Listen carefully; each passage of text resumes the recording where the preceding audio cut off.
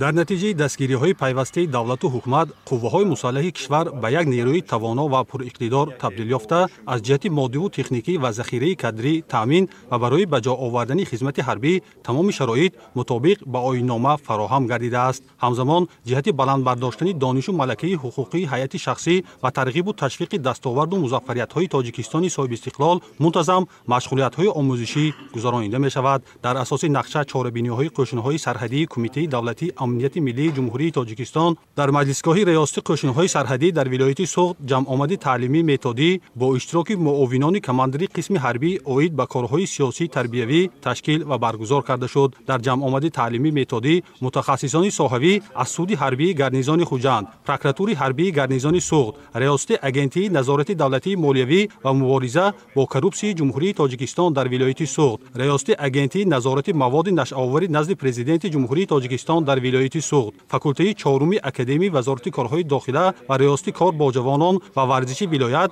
اوید به مسئله‌های بررسی شونده برآمد نمودند. هدف از برگزاری جمع آمد تعلیمی متدی بلند برداشتن سطح دانش حقوقی افسران کسبی، پیشگیری نمودن شامل شوی جوانان به حزب و حرکت‌های افراطی و کردارهای غیر آیین‌ناموی در بین هیئت شخصی به حساب می‌رود. در رفت جمع آمد اوید به سمت‌های اساسی پیام سروری دولت، تشبس‌های جهانی پیشوای ملت در سازمان ملل متحد، راه‌ها و واسطه‌های پیشگیری جنایت‌های دارای خاراکتر کروپسیونی داشته، قانون جمهوری تاجیکستان درباره استراتژی دولتی مقاومت با اکستریمیسم و تروریسم و غیره موعظه‌های پرمحتوا شنیده شد.